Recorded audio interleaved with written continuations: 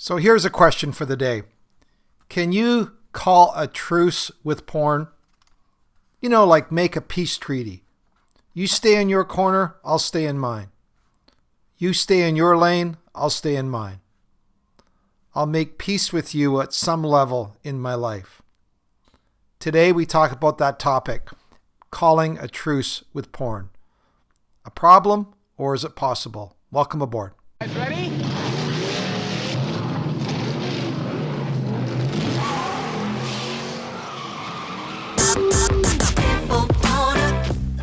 When it comes to porn, are you stuck, spinning out, or slipping backwards in your life? If so, then welcome to the Finding Traction podcast, a show dedicated to those who are looking to gain recovery momentum away from porn and toward the life and relationships they have always hoped for. Now, here's your host, Vern Tomke.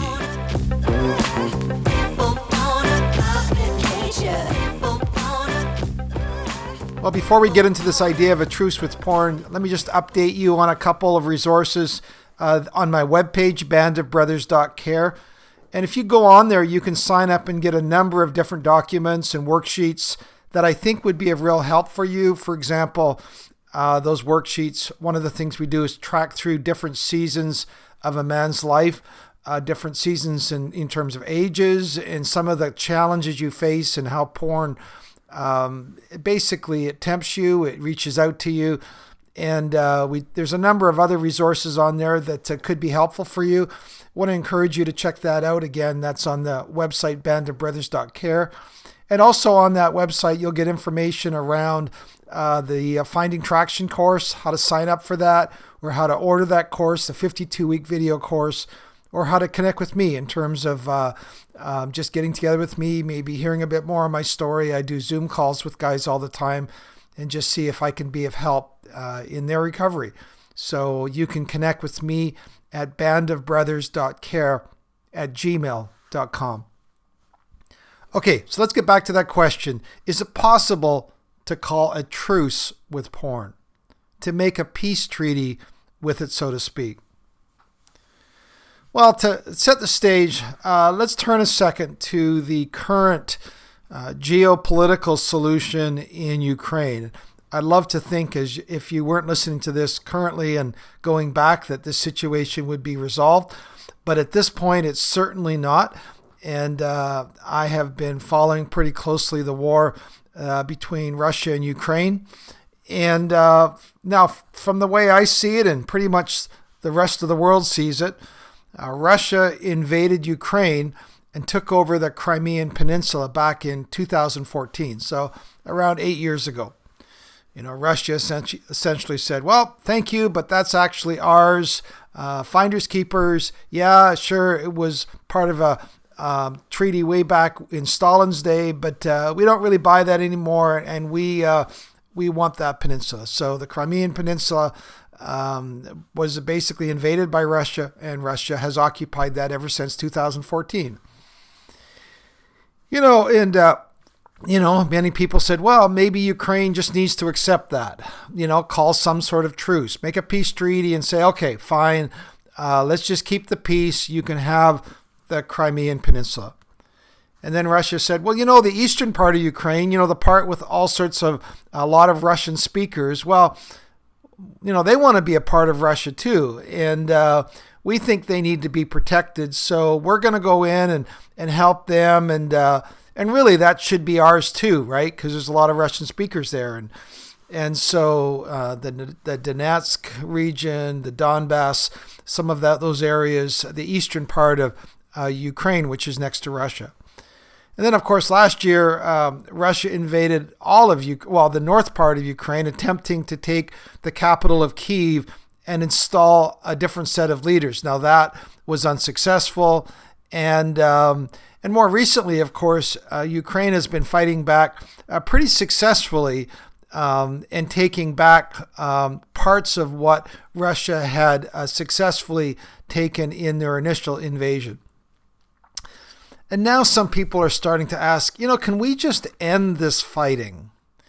Can we just call a truce? maybe Ukraine just needs to accept that some parts of their country are now occupied by Russia, and for the sake of peace, they just need to simply say, you know what, we will do whatever it takes to stop the fighting, to end the struggle. Let's get oil prices back to where they should be. Let's get the economy back to where it should be. And there is pressure on Ukraine to simply accept the new reality. Now, of course, the head of Ukraine, Vladimir Zelensky, has said no.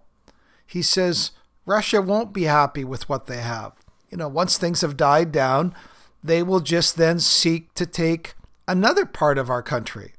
I mean, Russia's already made it very clear, and Putin's already made it very clear that he views Ukraine as a country as an illegitimate thing. It really is not a real country in his opinion. And as a result, for them, it's very natural to really take that country back and fill it back into the greater Russian territory. Now, again, I don't know what your geopolitical stance are, and you might quibble with some of the way I've nuanced that. But even if you do, just bear with me. Work with the word picture here. And I'm trying to set up some sort of equivalence between what's been happening in Ukraine, between Ukraine and Russia, and the way that porn has invaded your life. I mean, realistically, porn has taken part of your territory. It's invaded your domain. And it tells you, and other people would perhaps agree with this, that you just need to learn to live with it. You need to simply find a way to coexist with it, to manage it.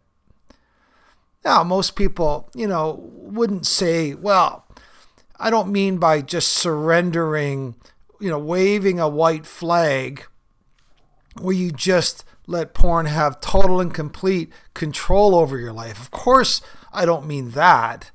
What I mean is, can you not come up with some sort of treaty where, again, you stay in your corner, you stay in this careful part of my life, and I can then continue to live the rest of my life in a manageable, peaceful way. And we kind of flirt with that idea. I know I have. You say, well, what does that flirtation look like? And I hear different variations. I've tried different variations. Here's a couple that I just heard recently in my coaching for guys that are wrestling with that idea. So here's an example. I know, one guy was saying, I seem to slip about, every 30 days, or I seem to have a relapse around every 30 days. Maybe that's just the best I can do. Maybe that's okay. It's not like it's every day now. I mean, it used to be a lot more in the past, but now it's like every 30 days or something. Another guy said, some days I wonder, is this what feels like a battle? Is this even worth it? I mean, it's not like I can get complete victory over this thing. Maybe I just need to get on with my life and quit focusing on this part, quit focusing on this, quit pushing back around this, and just get on with it. I mean, it's this fight. I'm not always into all of the warfare or fighting language, but in many ways it is a fight. It's a struggle. It's exhausting. And it's just a really nice idea that maybe I can come to some sort of easy or uneasy coexistence with this thing so I can get on with my life. Here's another one. I hate feeling like a failure when it comes to porn. This roller coaster of I'm feeling good when I'm not acting out, and then I act out and I feel horrible, and I hate that. Maybe I could just rewrite the rules where porn is just not a big deal to me anymore. So I don't have to feel like I'm on this roller coaster. I mean, those are just a few examples of different ways I think we try to, I would say those are examples of simply trying to create some sort of truce, some sort of agreement, some sort of peace treaty that just so we can get some relief. Now, here's why I don't think that works, and it certainly doesn't work for you or me. Number one, you are not like other guys. Now, what do I mean by that? Well, let me switch our examples here. Let's go to the classic example from AA and somebody who has a struggle with alcohol or is an alcoholic.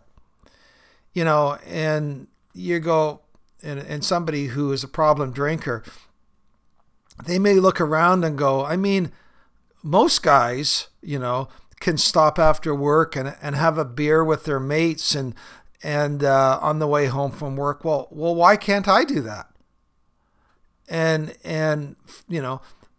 if you're going to AA, you're a problem drinker and alcoholic, you're going, I've just come to the conclusion I'm not like other guys. If I try that, one beer leads to another, and then my wife is calling my cell phone at 7:00 at night wondering where the heck I am.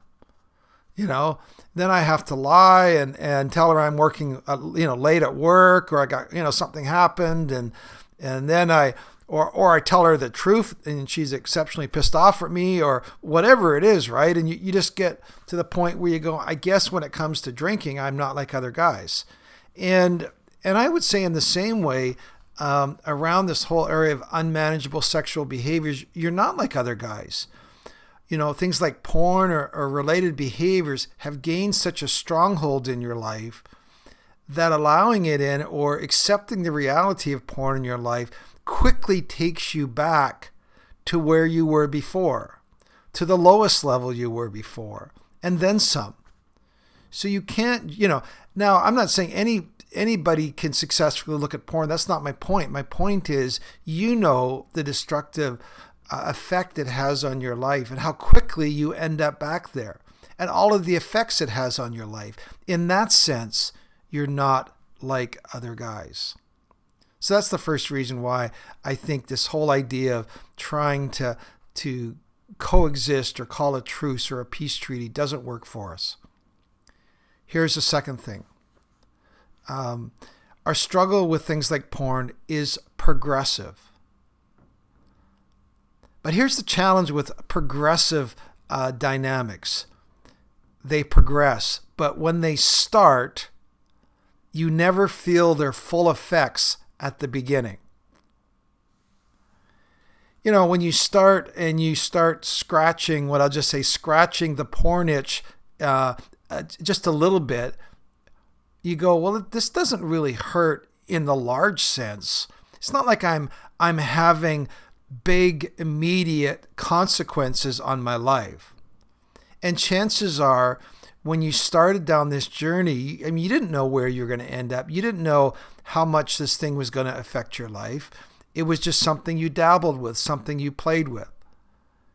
And, it's like a video I show the guys, it's called Nectar. And it's like you got on a train and you've ended up here. And the chances are, and the thing with a progressive, something that's progressive, it doesn't have an immediate effect on your life. Its effects are cumulative. They're progressive. And over time, they grow into a big, painful deal. Over time.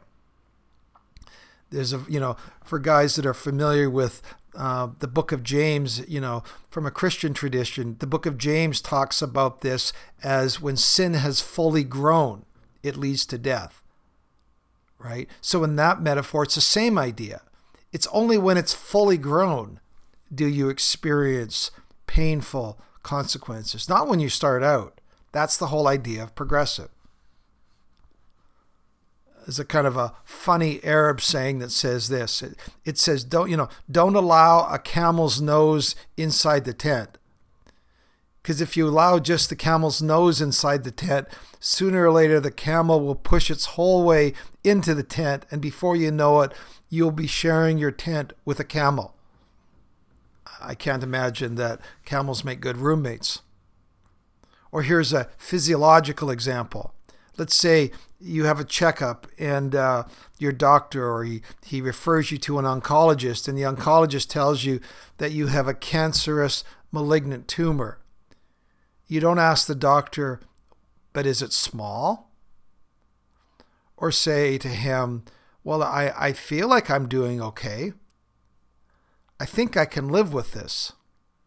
Well, you say, well, why is that not a good strategy? Because the whole idea of malignant cancer is that it grows, it spreads, it eats up and spreads to healthy cells around the tumor.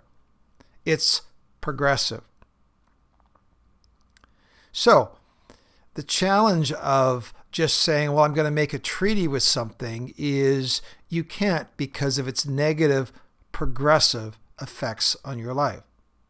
Now, you can be fooled into thinking you can live with it and manage it because you might have a tumor, but hey, I feel fine today. Talking about this whole idea of progression, let me flip turn the tables for a second, and let's look at positive progression. Let me also say this: recovery is also a progressive thing. When we start the road towards recovery, it doesn't automatically change our lives fully and completely. And that is hard in its own way too, because we start down, the initial steps in our recovery and go, I don't feel really better yet. I'm not seeing the complete and immediate results that I want to see in my life. I've decided that I don't want to look at porn anymore. Maybe even I joined a group and it should be done. I mean, that should be it. And you go, well, most of us know. Well, no, that's not the case. It's rarely that simple or immediate. It takes time. There's often mixed results. And early on, when we don't see the cumulative effects of it, you go, well, is this working? What's the use? And we go, well, maybe a truce is preferable. So I often use this progressive idea, not just in the negative sense around, like things like cancer or somebody invading your territory, but I also use it in a positive way. And I say, for me, recovery is progressive. My recovery is slowly but surely spreading to every area of my life, to my sexual reality, to my emotions, to my thoughts, to my fantasies, to my core confidence. But it takes time. I guess you could say in that way, you have a choice between what progressions you want in your life. Do you want porn to progress slowly and surely in your life? Or do you want your recovery to progress slowly or surely in your life? See, we never stay static. Either our recovery is progressing or porn is progressing. We never stay still. Something is progressing. And the idea of calling a truce or just, saying it's possible is just, it's not the reality of what will actually happen in your life. And here's the third question, the third, response I have when people are kind of trying to find their way to coexist or manage porn or call a truce with it. I say to them, well, okay, well, what's the alternative? If you're not going to continue to press into your recovery, what's the alternative? For guys that are, in committed relationships, I will say, okay, so let's just say you're going to just say, well, I'm just going to allow porn at this place in my life for what, this reason or this reason. I say to them, okay, well, I'd love to hear how that conversation goes with your girlfriend, your fiance, your wife. How would they feel about you saying, I've just decided that that's just going to continue because this, or this reason. Most guys will go, well, that conversation is not going to go real well. Well, then I go, okay, then what you're telling me is so therefore you're going to hide that secret agreement you've made with porn, right? They go, yeah, you're right. I'm gonna give all the appearance that I'm really focusing and really pressing into my recovery, but really I'm in reality just saying, you know what? I'm still gonna basically say it's always going to be a part of my life. It's always going to be in the territory of my country. Now, I get it. For the sake of sometimes what feels like a struggle, we just want to say, man, I just want to get on with my life.